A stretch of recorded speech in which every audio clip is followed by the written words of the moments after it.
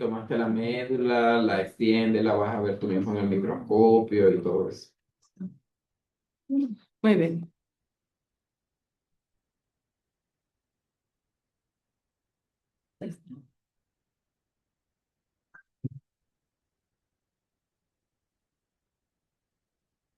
Vamos a continuar con la clasificación de riesgo. Esta es la parte 2.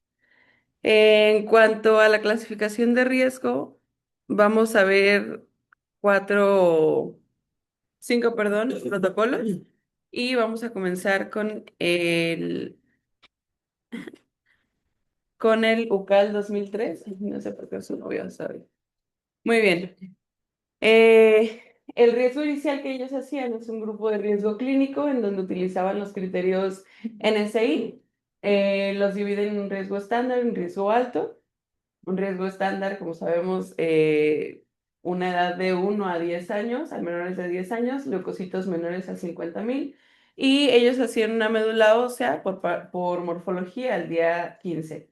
En cuanto a los pacientes de alto riesgo, pacientes obviamente que fueran mayores a 10 años, los menores de 10 años no se incluían en este estudio, de 1 año, perdón, no se incluían. Leucocitos mayores a 50.000, citogenética de alto riesgo, ya sea KMT2A, traslocación 17-19, hipodiploidía, baja o casi haploidía, y tampoco también la amplificación del 21. No se incluían a los pacientes con BCR-ABL y en estos pacientes de alto riesgo se realizaba la médula ósea al día 8 de inducción. Si los pacientes tenían una médula ósea M3 al día 29. Sí, perdón. Al día 29 se consideraban alto riesgo y si al día 29 había remisión completa o teníamos una médula en M1, pues era remisión completa. Este estudio, perdón, se hizo en pacientes de 1 a 24 años del 2003 al 2011. Y estos pacientes, al final de la inducción, se volvían a estratificar, en donde un bajo riesgo era una enfermedad mínima residual ya por RT-PCR, indetectable o menor a 0.01. En cuanto a un riesgo intermedio, se definía como que no tenía una muestra de buena calidad o no determinable una enfermedad mínima residual, o que fuera una enfermedad mínima residual persistente, pero menos de 0.01%, es decir, que todavía estaba detectable, pero era menor antes del mantenimiento. Y el riesgo alto era una enfermedad mínima residual mayor o igual a 0.01%. En cuanto a los pacientes de alto riesgo, este es un estudio que se realizó posterior a la conclusión del protocolo, en donde vieron la eficacia de la estratificación del tratamiento según la enfermedad mínima residual. Y en pacientes con enfermedad mínima residual de mayor a 0.01, que fueron los que vimos que se clasificaron como alto riesgo, fueron en total 533 pacientes y se randomizaron un régimen A y B y un régimen C, en donde en el régimen C se agregaban 8 dosis de pegasparagina, 18 dosis más de vincristina, metotrexato, perdón, por método Capichi, sin rescates también, que eso me llamó la atención. Y ellos describen que hubo una sobrevida libre de eventos a 5 años de 89 versus 82%, que no fue estadísticamente significativa, y una sobrevida global de 92 versus 88%, igualmente no significativa. Pero es importante resaltar que sí hubo mayores efectos adversos, sobre todo con las mayores dosis de pegas paraginasa. En cuanto a los pacientes de bajo riesgo, igualmente, pues era para ver la eficacia de la estratificación en estos pacientes. En los pacientes con enfermedad mínima residual menor a 0.01 o que fueran indetectables a la semana 11, estos pacientes también se randomizaron a un ciclo de intensificación versus 2 ciclos de intensificación, en donde la intensificación consistía en 4 dosis de pegasparagina, también dosis de vincristina, dexametasona, doxorubicina, ciclofosfamida y ARA-C. En estos pacientes hubo una sobrevida libre de eventos prácticamente comparable, un 94% versus un 95%, por lo que esta desintensificación, perdón, fue pues aprobada, digamos, fue exitosa. Y en cuanto a los pacientes que recibieron los dos ciclos de intensificación, el 17% cursó con toxicidad grado 3-4, entonces pues evidentemente esta desintensificación, perdón, se quedó para la posteridad. Y en los pacientes ya en el UCAL 2011 hay algunas diferencias respecto a UCAL 2003, en donde el objetivo también fue el disminuir la intensidad para reducir la toxicidad, y con algunos cambios. Los cambios fueron que en la inducción, por ejemplo, la doxorubicina se disminuyó. Esa no es la dexa, sí, es la dexa. Perdónenme, es la Dexa. No sé por qué ahí estaba muy dormida. No, imagínense. Dexametasona se disminuyó de los 28 días versus 14 días en la disminución. Y esta tuvo una sobrevida libre de eventos del 23% versus 25%. Ay, perdón. Ujú. Bueno, fue una P no significativa, igualmente con la diferencia de la sobrevida libre de eventos, por lo que pues era, digamos que, aceptable realizar esta disminución de dexametasona. En el mantenimiento intermedio, se randomizaron los grupos, un grupo que recibía altas dosis de metotrexate versus un grupo que recibía dosis intermedias, y esto para ver si había disminución en la recaída del sistema nervioso central. Y en estos pacientes igualmente no hubo una diferencia significativamente estadística. Bueno, eso. En el mantenimiento intermedio, perdón, en el mantenimiento también se disminuyeron o se omitieron los pulsos de vincristina y dexametasona, que se hacían mensualmente, y esto para ver si no había disminución de esta intensificación, y ahí no hubo inferioridad en la recaída a médula ósea, con una soledad libre de eventos, que fue inferior, y sí, esta no fue significativamente estadística. Estadística, sí, eso. Estadísticamente Mente significativa, gracias, gracias. Pero al menos la recaída pues no fue inferior, o sea, no hubo mayor tasa de recaída a médula ósea, ni al sistema nervioso central. A ver, regresate tantito. Ujú. Mira, dice, voy a quitar los pulsos de vincristina y dexa. Sí, sí, Y entonces, la supervivencia del evento fue inferior. sí, Entonces eso realmente resalta que no es bueno, al menos en esa conclusión, aunque no es estadísticamente significativo omitir esos pulsos. así es. Sí, sí, no se vayan a confundir. Sí, No son de caída y otra cosa es que la sobrevida sí. disminuyó. Y énfasis en lo que les pones ahí arriba a la derecha. Estamos hablando de bajo De bajo riesgo, nada sí. más para que no se queden con la idea de que Todos los estas altos riesgos también. clasificaciones y todo. Y lo más interesante, digo, aprovechando, perdón, la interrupción, es que de EUCAL se demostró junto con otros protocolos que una sola reducción es suficiente para un niño que está seguro que es de bajo riesgo, ¿verdad? Junto con otros protocolos se vio que antes a todos era muy común que todos, total 15, 16, DANA y otras cosas, llevaban siempre dos reinducciones. Entonces, y la otra es esa DEXA, ¿no? De que también, si se fijan, bueno, pues también eran 28 contra 14, pero sí, no pierdan de vista que estamos hablando igual, lo de metotrexate también. Igual es necesario 5 gramos, niños de bajo riesgo, y los sobrevividas se mantiene excelente, ¿no? El local es uno de los protocolos que tiene sobrevividas más altas. Gracias. Dale. En cuanto al protocolo de Dana-Farber, este protocolo fue realizado del 2012 a 2015 en niños de 1 a 21 años, y el objetivo fue específicamente ver la eficacia de la cal-asparaginasa versus la PEG-asparaginasa que se venía utilizando en protocolos anteriores. En cuanto a la inducción, se utilizaba una inducción con prednisona, vincristina, pegasparaginasa o calasparaginasa, dependiendo de la randomización, daunorubicina y la quimioterapia intratecal. En cuanto a la consolidación, esta pues evidentemente ya dividía en riesgos, Los riesgos los dividía en riesgo estándar, riesgo alto y riesgo muy alto. Y el riesgo estándar recibía dosis altas de metotrexate, vincristina, pegasparagina versus calasparagina, mercaptopurina, dexametasona, blinatumomab y quimioterapia intratecal. Los pacientes que estaban en alto riesgo y muy alto riesgo recibían esto más doxorubicina. En cuanto a los resultados, que es medio spoiler, en estos pacientes que recibieron PEG versus calasparagina, realmente no hubo una diferencia estadísticamente significativa. Hubo una respuesta completa en 99 versus 95% utilizando calasparagina y una sobriedad libre de eventos de 84 versus 88%, igualmente sin significancia estadística.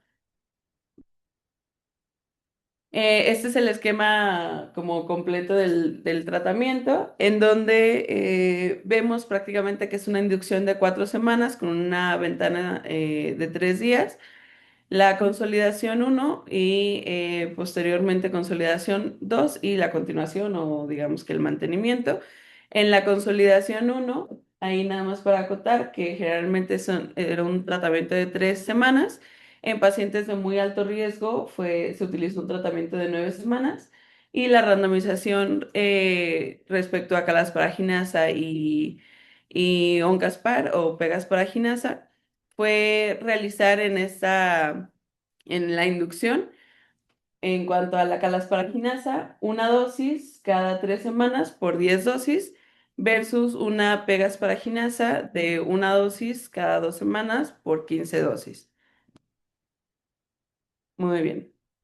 Este es el riesgo inicial. A los 10 días de la inducción, ya teniendo el FISH y la secuencia de nueva generación, vamos a hacer los 3 grupos, riesgo estándar, alto y muy alto, dependiendo obviamente del inmunofenotipo, una LLA de células B menor a 15 años, obviamente mayor a 1 año, leucocitos menores a 50.000 y sin características de alto o muy alto riesgo, se quedaba en riesgo estándar. Un riesgo alto era un paciente de células T con amplificación del lisocromosoma 21 o BCR-ABL, aunque estos hay que hacer la aclaración de que se salían del protocolo.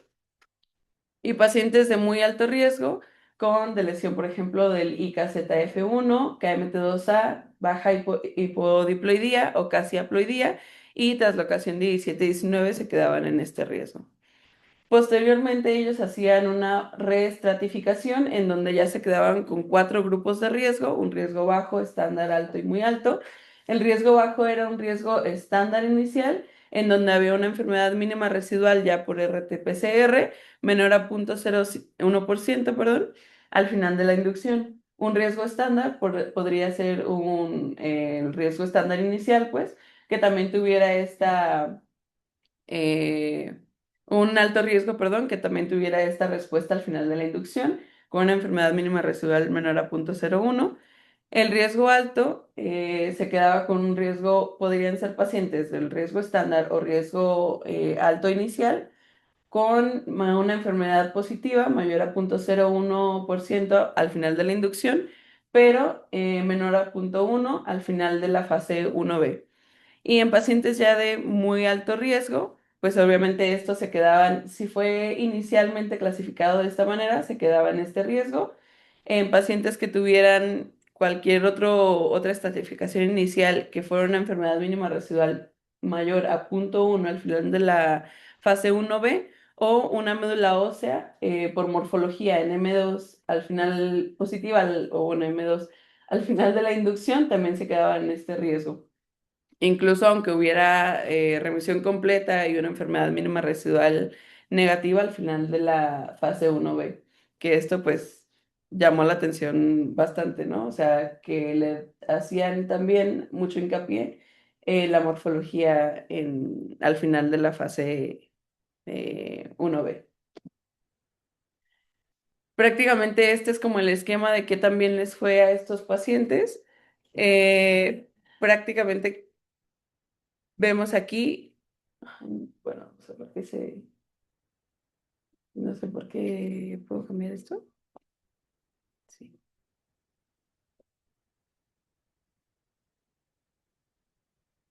Muy bien. Aquí vamos a ver las características que se identificaron en los pacientes de este protocolo y en estos pacientes prácticamente todos estos fueron los que tuvieron una sobriedad libre de eventos con remisión completa y en estos pacientes de verde fueron los pacientes que tuvieron una muerte en la inducción, que generalmente son pacientes que se trataron en protocolos de muy alto riesgo o en el riesgo, en la estratificación de riesgo de muy alto riesgo, porque tuvieron una estatus de un paciente con early leucemia T early o early T leuquimia. Eh, Igualmente, en estos pacientes también perdón, esa es falla la inducción, estas son muertes en la inducción y esta es remisión, eh, bueno, solamente fue un paciente. Pero para que vean que evidentemente, pues estos pacientes que fueron early TP fueron pacientes que no remitieron a la inducción. Y también importante resaltar que muchos pacientes tuvieron enfermedad mínima residual alta al final de la inducción.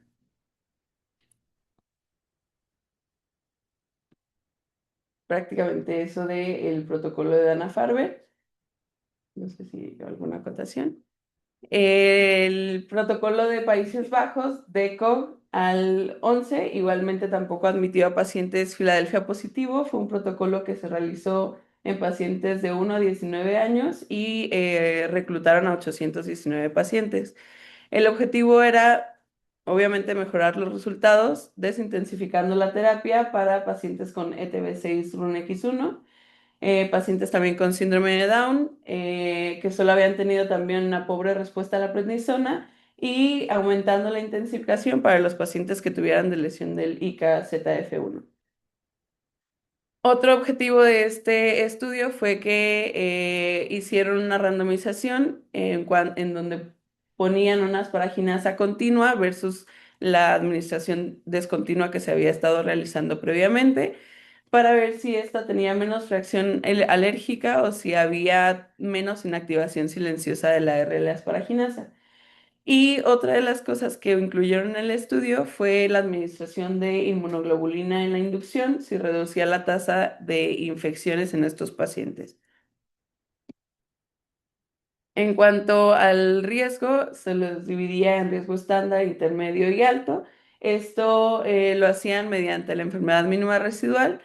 De manera inicial, los pacientes que tuvieron una enfermedad mínima residual al día 33 o al día 79 negativa, sin involucro tampoco del sistema nervioso central y sin una respuesta pobre a la prednisona al día 8, se quedaban en este riesgo. El riesgo intermedio era obviamente que no tuvieron una enfermedad mínima residual por ya sea la calidad de la muestra o que no todavía tenían la medición, o que fuera positiva al día 33 y o al día 79, pero aquí hacían una acotación importante que fuera menos del 0,1%, o sea, que estuviera positiva o detectable, pero menor a 0,01%.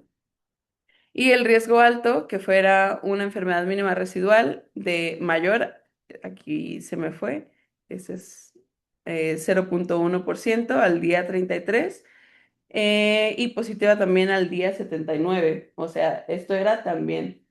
Y los pacientes con translocación 411 sin respuesta completa al día 33 caían también en el riesgo alto. Es importante resaltar que los pacientes con síndrome de Down que tuvieron criterios de alto riesgo se pasaron a un riesgo intermedio, pero estos prácticamente los dividía como del protocolo. Esa es la vista prácticamente panorámica del protocolo. Eh, Igual, acá está una tablita un poquito más entendible, en donde todos los pacientes menores a un año, pues obviamente se sacan del protocolo, se van al Interfan Otros pacientes, los pacientes con Filadelfia positivo, también se sacan del protocolo y los pacientes lo que les comentaba, con síndrome de Down, también se van prácticamente a otro protocolo. Ya quedándonos con todos los pacientes restantes, los pacientes que tienen traslocación 411 o que no haya respuesta completa al día 33 se van a alto riesgo. Los pacientes que tienen enfermedad mínima residual, bueno, positiva, también se van a alto riesgo.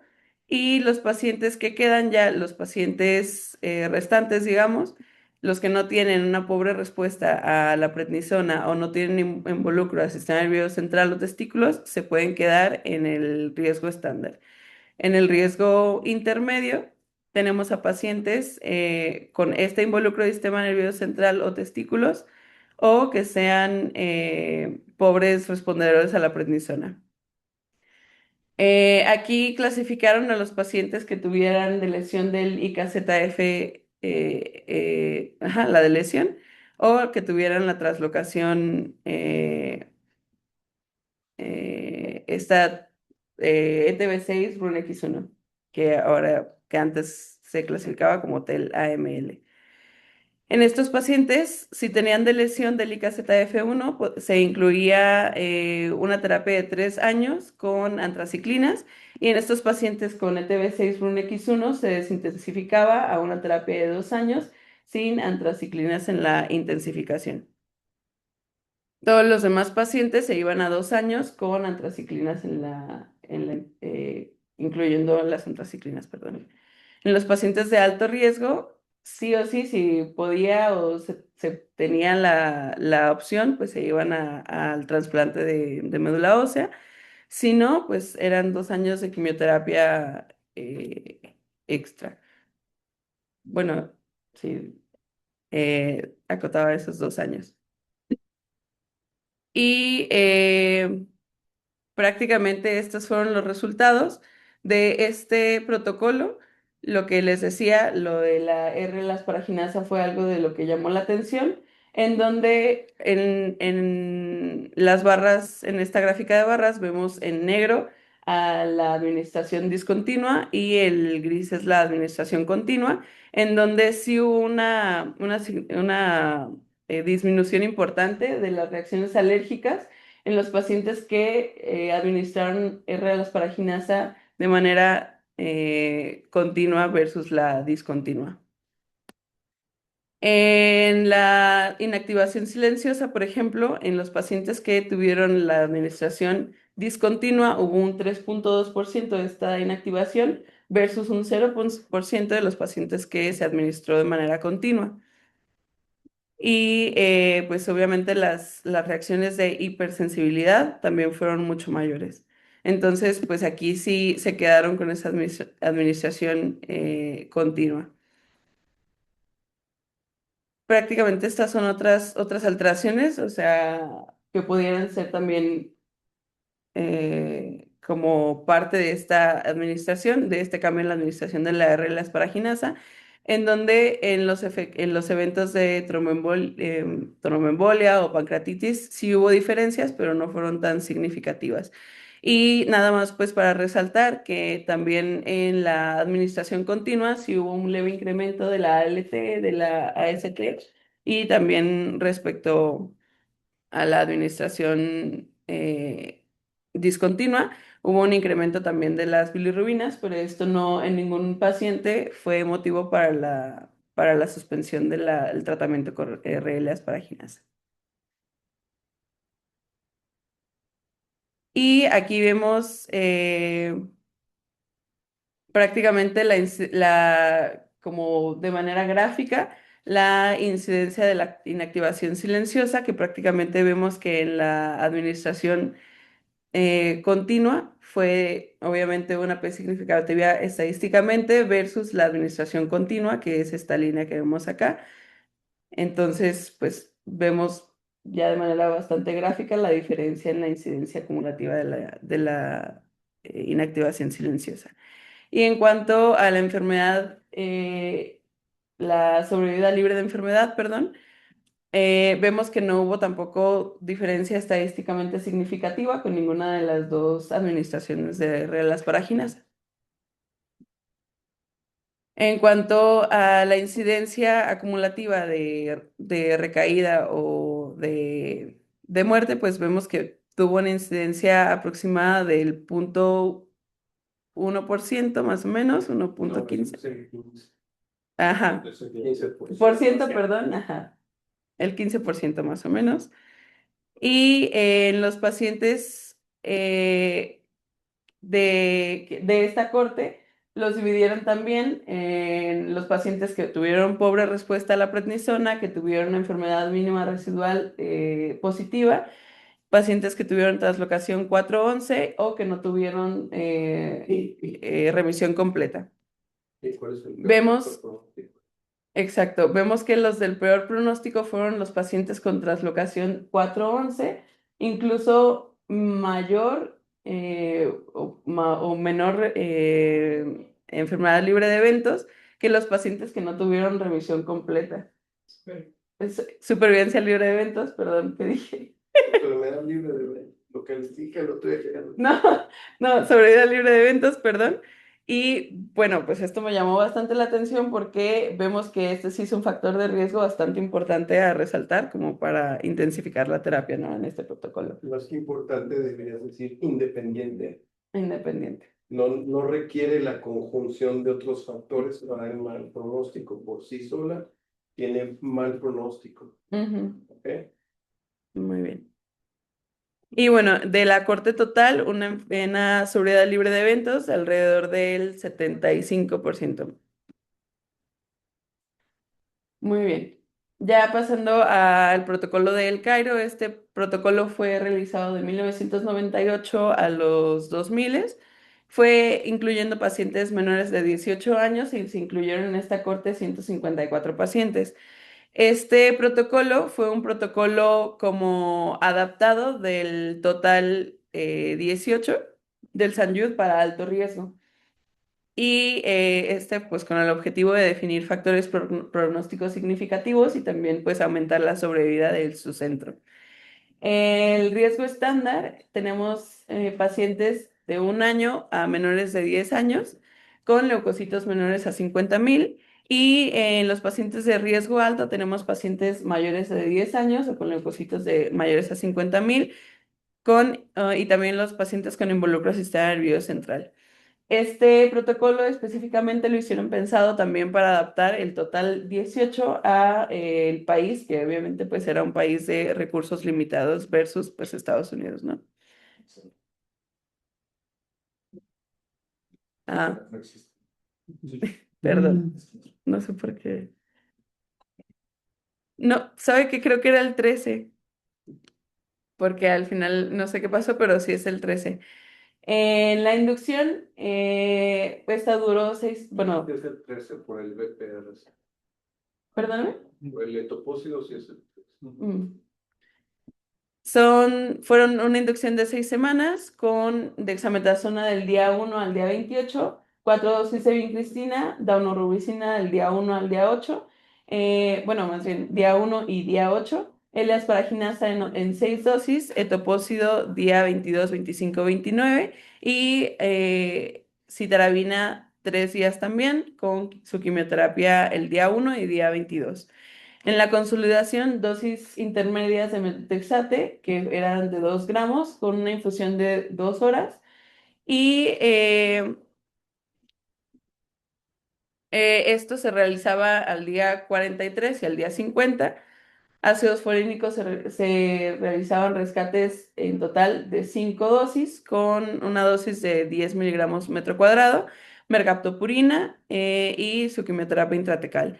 Y en el mantenimiento veníamos haciendo eran 120 semanas y prácticamente toda esta serie en repeticiones, ¿no? Etopósido y ciclofosfamida, mercaptopurina, metotrexate y aracé, dexametasona y vincristina, etopósido de aracé, mercaptopurina y dosis intermedias de metotrexate, y así sucesivamente por las 120 semanas.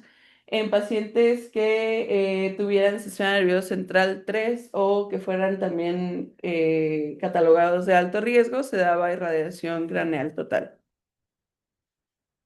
En pacientes con respuesta temprana rápida, que eso lo evaluaba por medio de morfología con una médula ósea en M1 o M2 al día 14, los catalogaba así como respondedores tempranos rápidos y hacía una diferenciación en los respondedores tempranos lentos si tenían una M3 al día 14. En cuanto a la remisión completa, si el líquido cefalorraquídeo era negativo y la, en la sangre periférica, perdón, también había menos de 100, de 1000 blastos, era una remisión completa para ellos. La médula ósea obviamente en M1 y sin evidencia de enfermedad extramedular. Y se reclasificaba o se definía la recaída, obviamente, como una médula ósea ya desde M2 o infiltración extramedular, posterior a haber remitido anteriormente. En este protocolo se identificaron varios factores de riesgo pronósticos importantes, que era el compromiso del sistema nervioso central, pacientes mayores a 10 años, pacientes que se hubieran catalogado como un riesgo alto, una respuesta temprana lenta, pacientes de células T o un índice de DNA menor a 1.16. Estos fueron los factores pronósticos más importantes que ellos identificaron. Y obviamente vemos en estas curvas que un factor de riesgo independiente sería pues tener obviamente una leucemia de células T versus una leucemia de células B. En cuanto a la sobriedad libre de eventos y enfermedad sobre Supervivencia libre de supervivencia, enfermedad. gracias. Esta sobriedad libre de eventos la lograron de 65%, que fue un aumento significativo respecto a sus protocolos previos, y una sobriedad libre de enfermedad de 75%. Este análisis multivariado lo realizaron pues solamente como para excluir a los pacientes de células T que vieron que era un factor de riesgo independiente y en estos pacientes de células B se identificó obviamente pues la edad otra vez, el sistema nervioso central positivo, una clasificación en un riesgo estándar, un riesgo alto, perdón, y también pacientes que respondieron lentamente. Entonces, prácticamente estos factores de riesgo se quedaron para el Cairo. Y con PINDA, este es un protocolo chileno. Este se realizó del 87 al 92 e involucró a 425 pacientes. El objetivo fue la clasificación de los inmunofenotipos, la disminución de la radioterapia total craneal y mejorar la sobrevida de estos pacientes. Fue un protocolo adaptado del BFM 86 y en estos tomaban dos cosas importantes para la estratificación de riesgo. Uno era lo que definían como factor de riesgo, que era prácticamente el volumen tumoral, y esto lo realizaban con esta fórmula dependiendo del tamaño del hígado, el tamaño del vaso y el número de blastos en la sangre periférica. Y también lo definían conforme a la respuesta al tratamiento. Una mala respuesta al tratamiento se definía como más de 1000 blastos en sangre periférica al día 8 después de la ventana esteroidea y de una dosis de quimioterapia intratecal. Los definieron o los estratificaron en tres riesgos, bajo, alto y muy alto. El bajo era un factor de riesgo, que era toda esta fórmula, con un resultado menor a 0.8. Buena respuesta a la prednisona al día 8, sin compromiso al sistema nervioso central y tampoco sin masa mediastinal. Riesgo alto, pues era que no tuviera ni entrar en una clasificación de bajo ni en muy alto. Y pacientes de muy alto riesgo se definían como una mala respuesta a prednisona, una médula ósea en M2 o M3 al día 40 y o leucemia indiferenciada en el inmunofenotipo.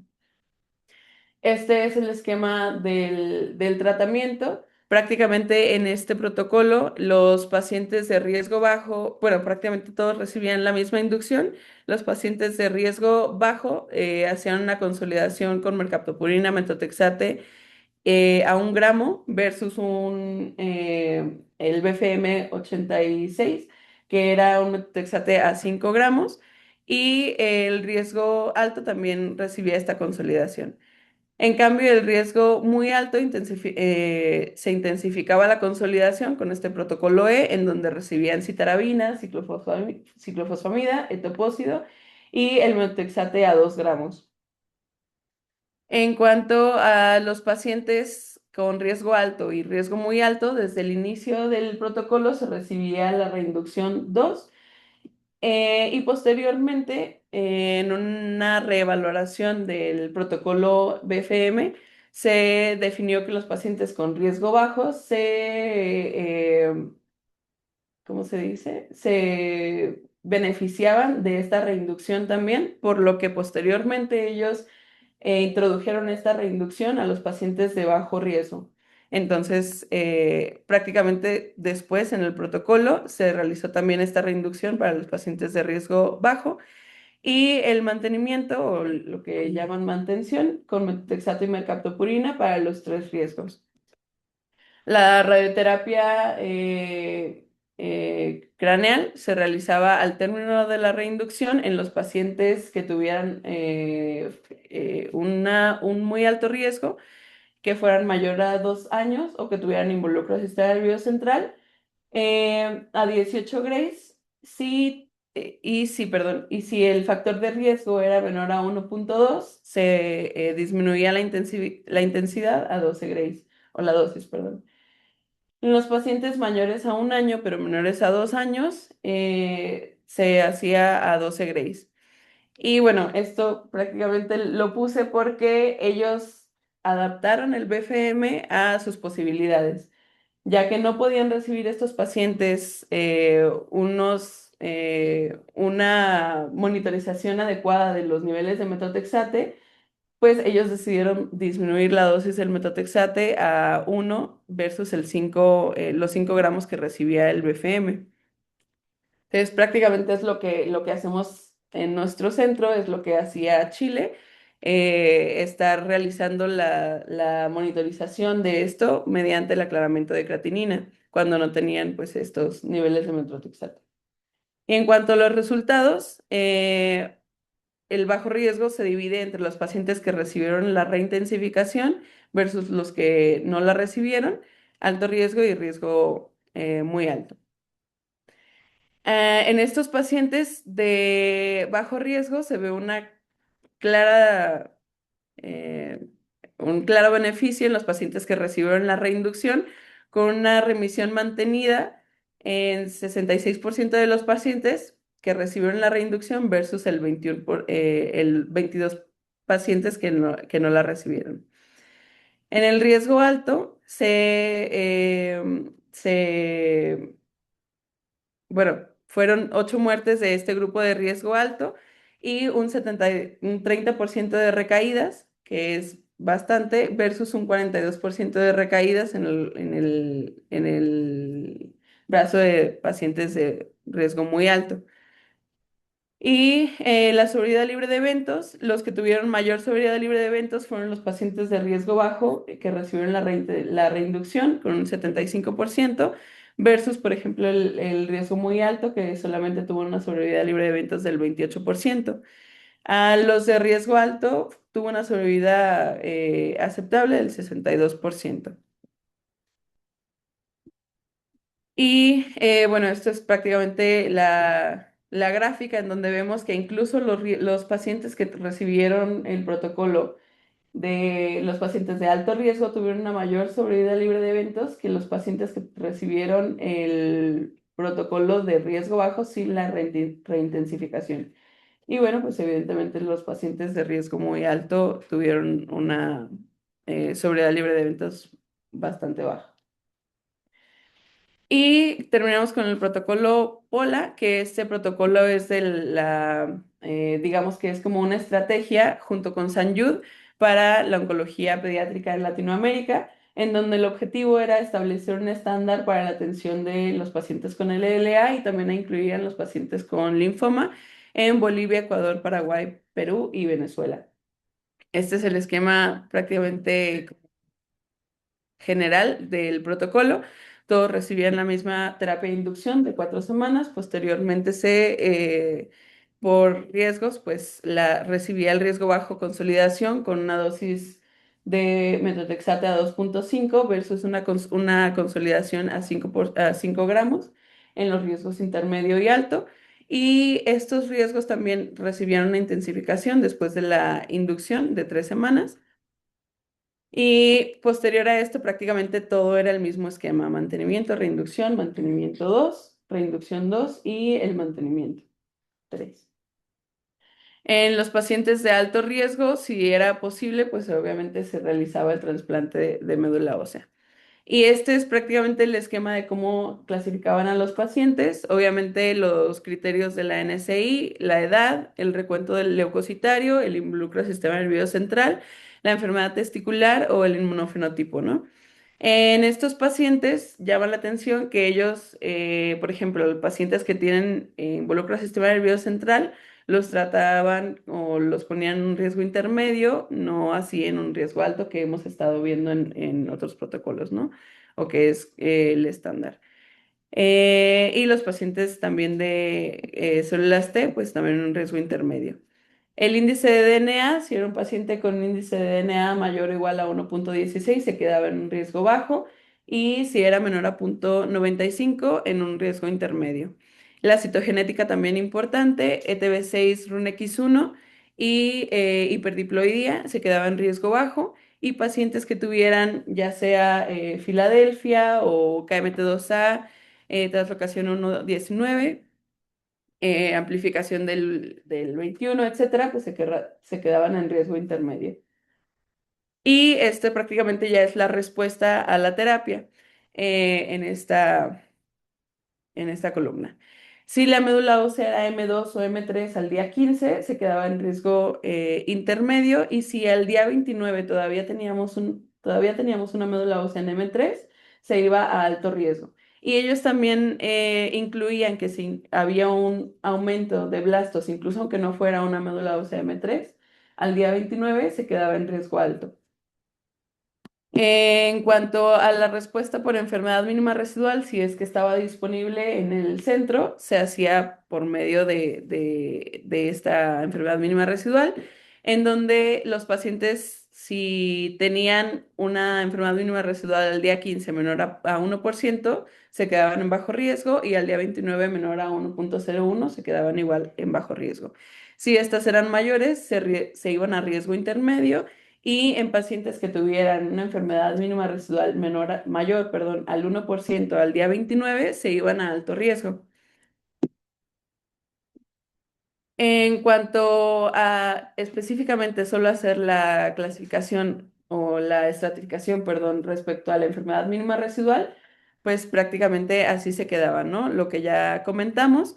Y dependiendo si había signos o síntomas que nos indicaran que hubiera una recaída o que hubiera todavía enfermedad en médula ósea, se hacía otra vez la enfermedad mínima residual al final de la intensificación. Pero después del día 29, como tal, si no había clínica, no había necesidad de repetir la muestra. Y al final de la intensificación, si era necesario tomar la enfermedad mínima residual, se volvía a clasificar a estos pacientes. Una enfermedad mínima residual de 0,01 a 0,99 se quedaba en riesgo intermedio, y mayor a 1, perdón, se iba a riesgo alto.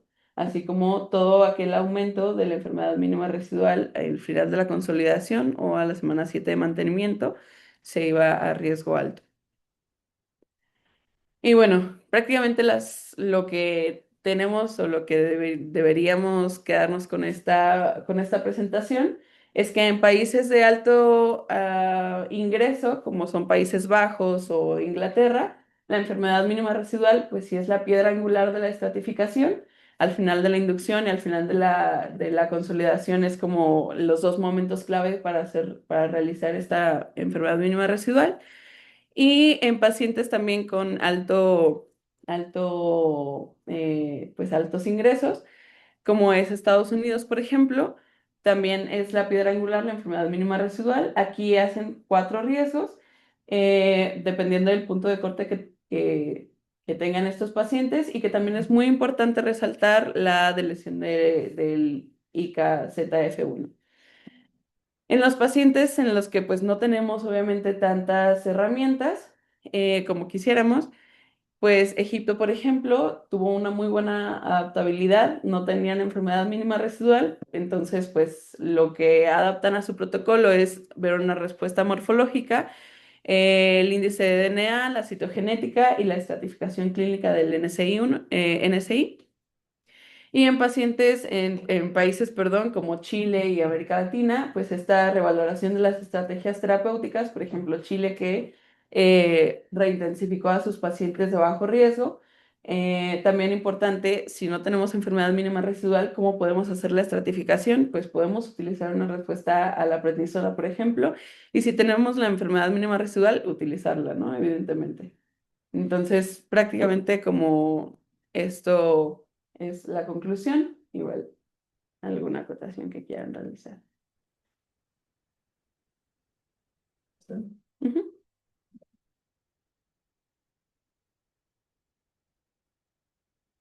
Un comentario, pregunta que tengan para Rosy.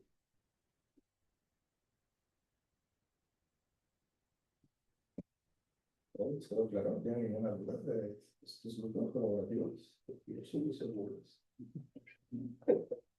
Yo nunca entendí la gráfica esa de los colorcitos y los genes, pero pues todos los demás sí, ¿Cuál fue? que me la explican. La de los cuadritos, Sí, sí, sale más atrás. esa. ¿Esta? Ah,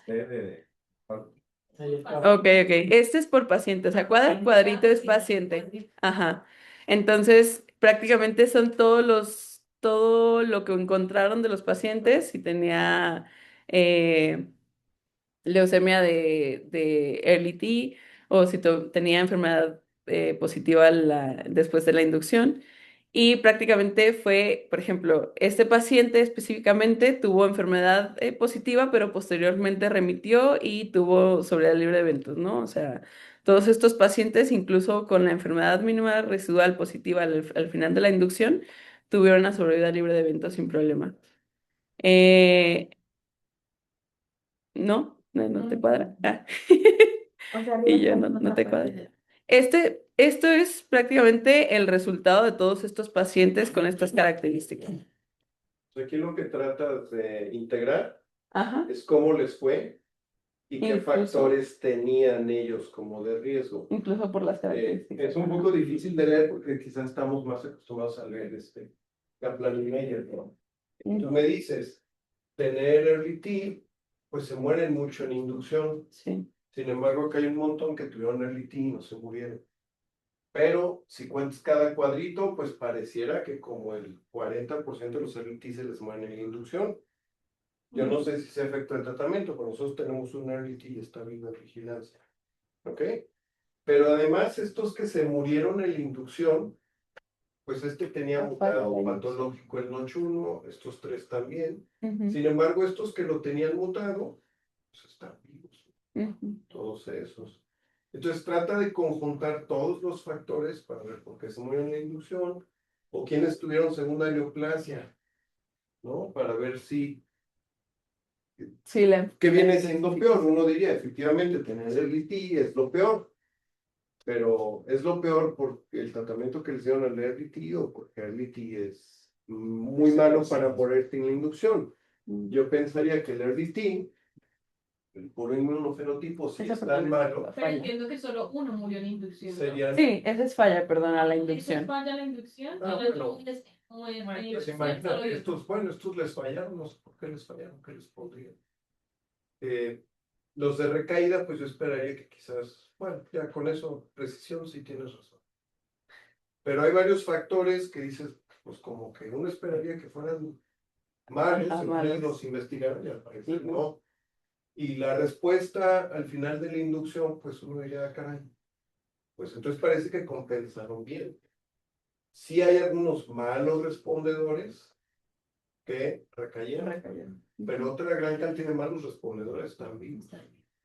Entonces, Es una cuenta común, ¿no? Que siempre, por eso es que no se toman enfermedades mínimas residuales de manera temprana en T, ¿verdad? No debe tener paciencia y lo hemos platicado también en la consulta, ¿no? Aún y cuando en día 29 está por arriba de 0.01, la verdad es que no es para hacer una tragedia ni un drama, es tener paciencia por esto que les explica el doctor Gallego, ¿no? De que aún y se han indicado en ellos, uno debe tener, intensificar, y por eso es que estos pacientes en los protocolos van a riesgo alto, se consolidan de manera intensa o lo más intenso que conlleva el protocolo, para que ustedes los puedan rescatar. ¿Sí? Entonces, todo lo demás nos quedó claro.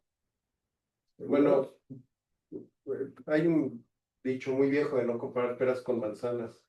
Entonces, también en los protocolos que estuvimos viendo al final, no perder de vista las fechas, Sí, los claro. años en los que Bastante. fueron hechos. Yo creo que Chile hoy tiene una mayor capacidad de hacer el cirujano. Además, es un supercentro de trasplante Chile. Entonces, eso que vimos de Chile Es histórico. es entre el 80 y el 90. Entonces, Sí, algo que no es chévere. hay que tomarla. Pues más bien, uno lo que puede decir como mexicano es que el gran logro del PINA, y a lo mejor yo porque no viví ahí, es que todos obedecían. Y eso les viene efectivamente de la formación militarista. Si no aplicabas PINDA, tómala. Entonces, por eso PINDA todos hacían lo mismo. Y eso le ayudó a PINDA a ir contestando sus preguntas y a evolucionar a como ha evolucionado PINDA hoy. Porque todos hacen lo mismo. Pregúntenle al doctor Hugo siquiera si todos los que se benefician del protocolo puente en el MAS les ponen tratamiento más. Y entonces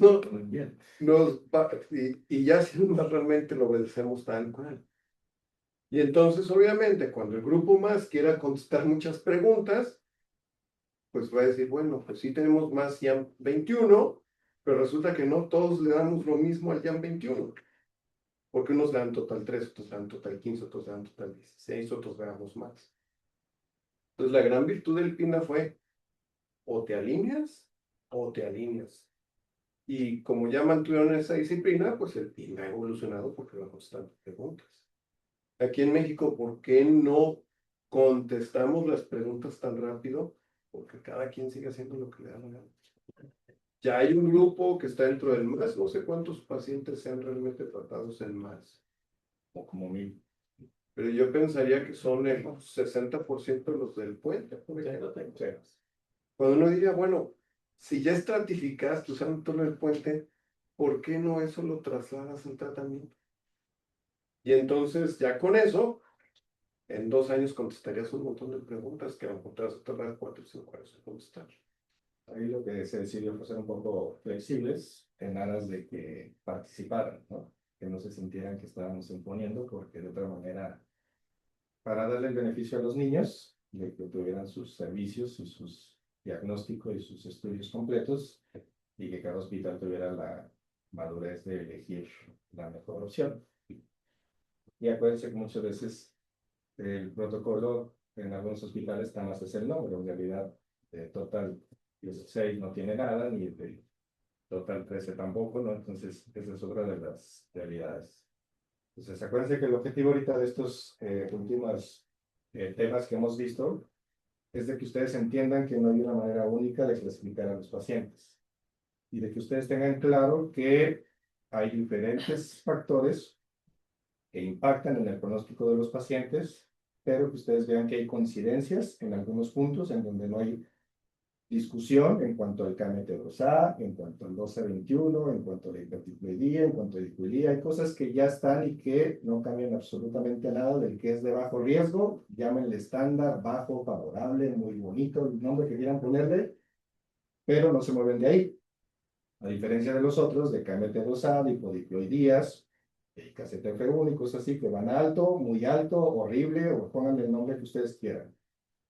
Lo importante es que ustedes vean que hay otras translocaciones u otras respuestas durante el tratamiento que uno, dependiendo de la intensidad de su propio protocolo, tienen ustedes que tomar la decisión de mover o no mover a su niño de donde está.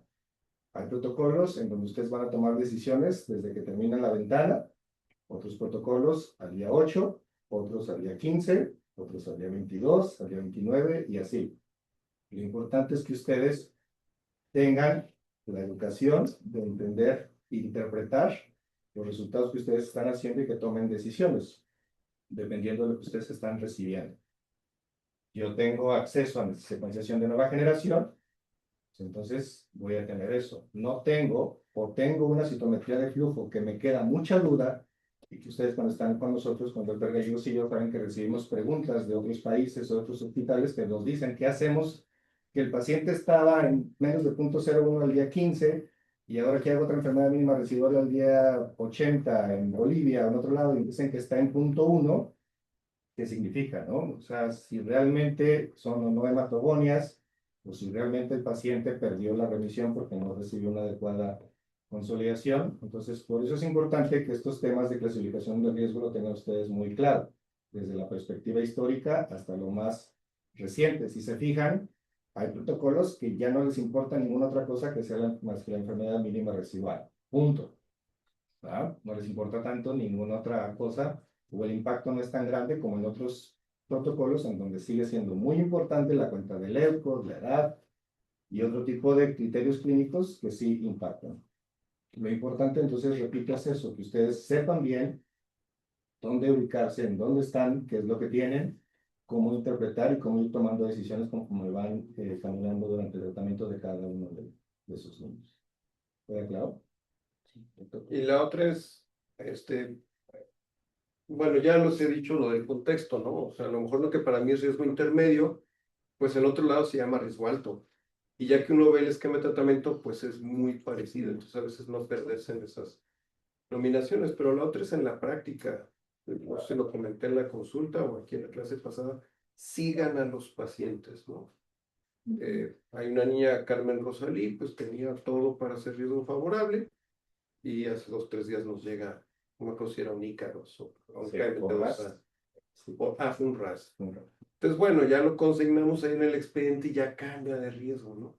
Entonces, si ustedes diagnostican un paciente, lamentablemente, pues el tratamiento tarda 2 años, 2 años y medio. Pero digan, bueno, yo pienso que este paciente va a ser tal riesgo. Ir averiguando después cómo sale su mínima residual, cómo sale su FISH, cómo sale su secuenciación. Ahorita, afortunadamente, ya el doctor Hugo consigue que otra vez nos den las secuenciaciones de manera más temprana, para ya ver yo cómo quedó su riesgo, ¿no? O si yo me encuentro un paciente como Alejandro Santiago Martín, ¿no? De células T, ay, pues es que recayó, tuvo un trasplante, pues hacer el ejercicio hacia atrás, a ver, cómo llegó, cómo se clasificó, cómo respondió o no respondió al tratamiento, qué se hizo. Y ese análisis les va a decir, bueno, este paciente pues tenía todas las de riesgo favorable y quizás un tratamiento insuficiente o algo pasó. O este paciente, pues sí se veía que iba a ser alto riesgo y por más que se hizo, pues la consecuencia que uno ve en la vida real, pues es esta, ¿no? Si no tiene todas las herramientas. Pues sigan a los pacientes, porque en la práctica, pues hacer el ejercicio, ya sea hacia adelante o hacia atrás, les va a ayudar a ustedes a ayudar a reafirmar el concepto de, sobre todo estas movilidades de riesgos que se dan ahora dinámicas, ¿no? En las asignaciones con los protocolos modernos. Okay. Y la esencia de cuidar al niño, ¿verdad?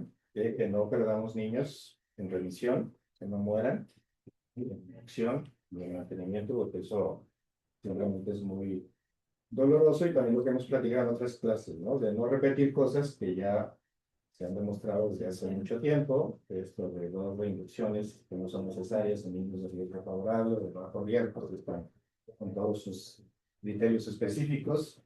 Digo, ahorita las probaditas que nos dio Rosy, que después nos vamos a revisar en cada uno de los esquemas de tratamiento, de que entiendan por qué más adoptamos el esquema continuo de las parginasas, de saber interpretar estudios como el trabajo que hizo Jude, que fue premiado precisamente de esta interacción de asparginasa y metotrexate, que si uno no entiende la vida media de la asparginasa y la interacción, cómo va con el metotrexate, uno puede quedarse con la idea de que, pues entonces no hay que ponerlas juntas, ¿verdad? Porque pues, se inactivan.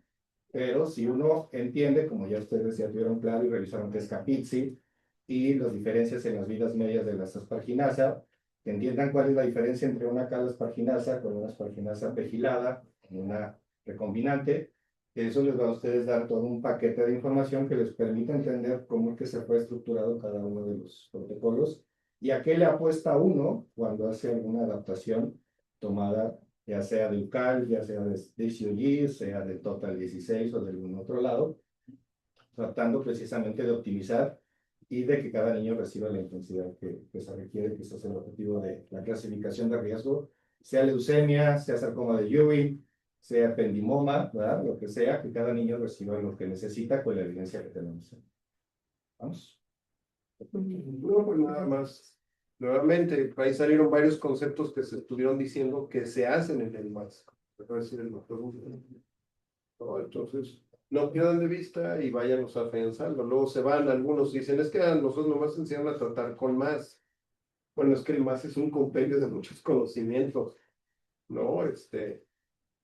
Pero bueno, aquí en la clase se les dan otros protocolos y nadie les ha prohibido leer otros protocolos.